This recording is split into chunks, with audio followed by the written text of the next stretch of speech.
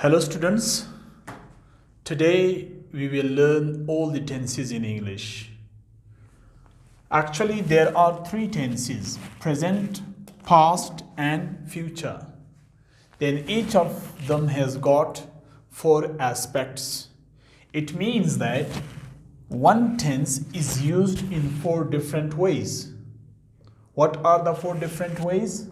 Simple, continuous, perfect and perfect continuous. The same goes for the rest of the two tenses, the past and the future. If you want to remember the names of the 12 tenses, all you need to do is just to remember these four names: simple, continuous, perfect and perfect continuous. Then link these aspects with the tenses: present simple, present continuous, present perfect and present perfect continuous. The same is true of the past and future. So these are the names of the 12 tenses. Now we will move towards the structures and the forms of the 12 tenses. For this, I have come up with one formula, only single formula, with the help of which you will be able to form and structure any of the 12 tenses. The formula is subject, helping verb, verb and object. How is it possible that through one formula you will make all the 12 tenses? To understand this, come here. For example, this is he eats an apple. This one sentence I have written in present simple. Then I have changed it in the rest of the 11 tenses. So you will notice one thing in these 11 tenses, right? That subject and object in all tenses remain constantly the same. Students generally don't face any difficulty in terms of the putting subject and object in the sentence. The main problem which students face is verb and helping verb. Now here, subject and object. I eat an apple. So putting in sentence the subject he and putting an apple in the sentence apple object is not a big deal for the students. It's very easy. The main thing is students are very confused which helping verb should be used in this tense and which forms of verb should be used in this tense.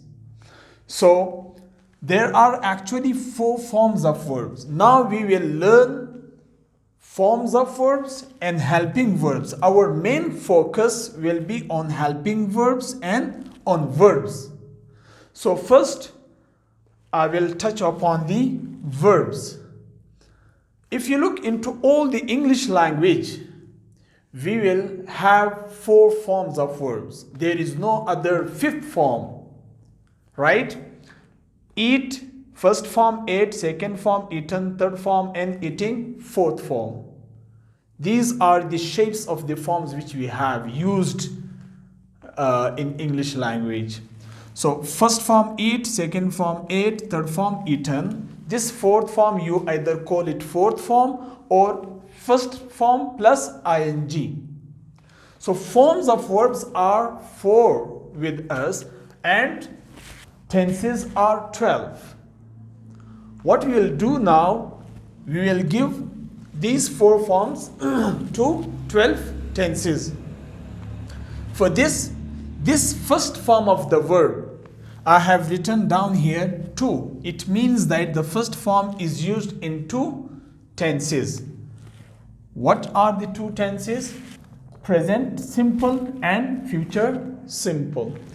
This second form of the verb, here I have written 1, which means that it is used in one tense. What is that one tense? Past simple. I have written it second, right? Forms of verbs. Now these 2, first form and second form, covered our simple area. I mean present simple, past simple and future simple. We still need to work on rest of the 9 tenses. And we have got 2 forms of verbs. Third form, I have written 3, which means that third form of the verb is used in 3 tenses. What are the 3 tenses? All 3 perfect. Present perfect, past perfect and future perfect. We are done with 6 tenses and 6 are remaining. I have written here 6. It means that the ing form or the 4th form of the verb is used in 6 tenses. What are the 6? Present continuous, present perfect continuous, past perfect continuous, future continuous and future perfect continuous. We have covered this area of the verb. Subject is easy for us, object is easy for us. Now we have covered it. How? If you are asked to make a sentence of the past continuous, so you should keep in your mind that past continuous, what is the word which is used in continuous? Yes, 4th form, the ing one. In all continuous, right? Whatever is continuous, so you should use the ing form. So you have understood it. If you are asked to make a sentence of future perfect, so you will think, what form of verb should I use? Oh yeah, definitely in all 3 perfect, I should use 3rd form of the verb. So if you have understood it, now the only area which remains is that of the helping verb. For helping verbs, I have made this one chart. I will try to explain it to you and inshallah you will be able to understand it. Here, for this you need to understand the 4 aspects: simple, continuous, perfect and perfect continuous. Definitely, if you are asked to make a sentence of present, then you will ask which present? Simple, continuous, perfect or perfect continuous. The same goes for the past. If you are asked to make a sentence of the past, then you will ask which past? Simple, continuous, perfect or perfect continuous. The same goes for future. So according to the aspects, you should remember the helping verbs which are used in it, right? So in simple, right, no helping verb, which means that in present simple, no helping verb. Here I mean only positive sentences. In positive sentences of the present simple, we don't use any helping verb. For example, he eats an apple. You can see no helping verb, right? The same goes for the past simple. Again, no helping verb. Example, he ate an apple. So these 2 tenses go without helping verbs. Future simple, you should remember will is used. In other words, you will remember that in simple, what are the helping verbs? No helping verb, no and will, right?